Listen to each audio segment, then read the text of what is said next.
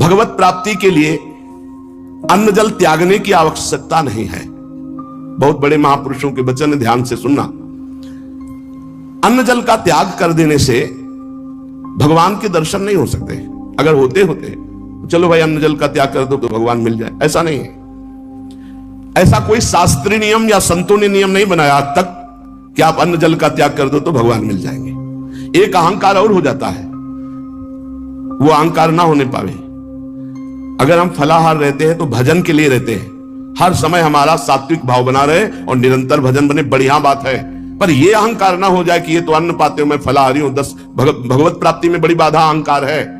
निरंतर भजन और दैन्य अगर रोटी दाल पाने से होता है तो आराम से पाइए, उसी से भगवत प्राप्ति हो जाएगी। श्री भगवान की कृपा भजन से अनुभव में आती है, अन्न जल त्यागने से नहीं।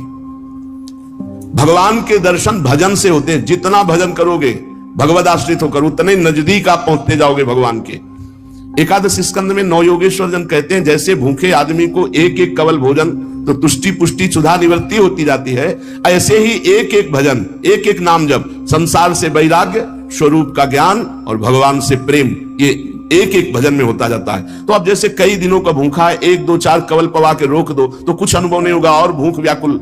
ऐसे ही 2-4 माला कर लिए आप, काम वो भी हो रहा है 2-4 माला से ही, लेकिन आपको अनुभव नहीं होगा। अनुभव होगा जैसे वो आधा पेट भोजन कर ले और फिर स्वाद से खीर का सब्जी का अलग अलग आएगा, इतना भूखा कि पहले आधा पेट हो जाए। ऐसे ही हमको कम से कम 12 घंटा भजन में व्यतीत हो, तब हमारी समझ में आएगा कि नाम का स्वाद क्या है। एक एक नाम संसार से वैराग्य, भगवान से प्रेम और स्वरूप का ज्ञान प्रतिपल करा रहा है। पर बोध तब होगा तब कम से कम 12 घंटा भजन 24 घंटे में होने लगे। और जिनका 24 घंटे भजन होता है, ईमानदारी से जिनका 24 घंटे चिंतन होता है, उनको कोई प्रश्न नहीं रह जाता, उनकी कोई चाह नहीं रह जाती, उनकी कोई कामना नहीं रह जाती। अपने आप भगवत साक्षात्कार, अपने आप तत्व ज्ञान होने। भजन में बहुत बड़ा बल है।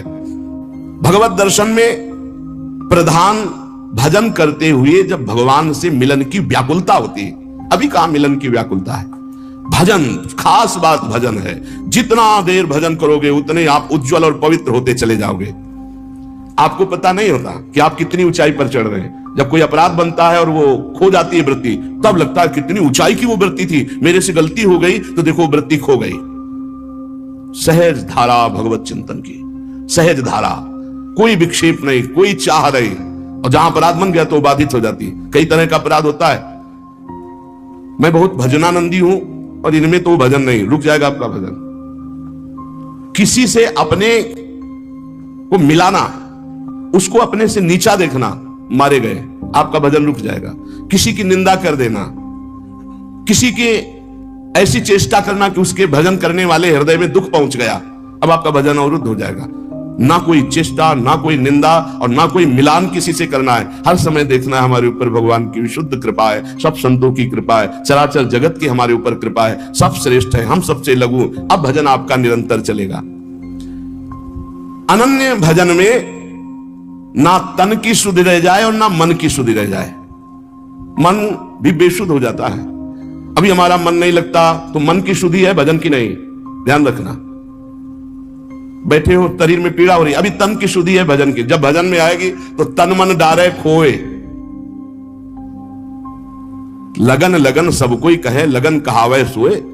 जा लगन में तन मन डारे खोए। ऐसा भजन चल रहा है कि मन भी पंग हो गया, तन की भी शुद्धि नहीं। यह है भगवत साक्षात्कार के लिए। जानबूझकर हठपूर्वक अन्न, वस्त्र आदि आदि जो शरीर निर्वाह के लिए इनको छोड़ना बड़ा हानिकारक है। शरीर को स्वस्थ रखना भजन के लिए बहुत आवश्यक है। आपका शरीर स्वस्थ है, आप आराम से 2-4 घंटे आसन में शांत बैठकर मन को परमात्मा में लगा सकते हैं। अब आज कलयुगी शरीर ऐसे हो रहे हैं, नौजवान आदमी ब्लड प्रेशर, शुगर, क्या क्या परेशानियां।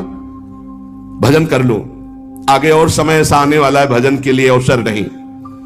जानबूझकर हठपूर्वक अगर आपको सुविधा सामग्री मिल रही शरीर रक्षा के लिए तो उनका त्याग ना करो। इसके त्याग से कुछ नहीं होता। अब शरीर, ये सब अनुभव की बात है। शरीर उघार, सर्दी में शरीर कांप रहा है तो चिंतन तो जा रहा है ना सर्दी का। अरे जैसा भी टाट पट्टी कंबल जो भी मिले शरीर में डाल लो, अब चिंतन प्रिया प्रीतम को रहे, ये खास बात है।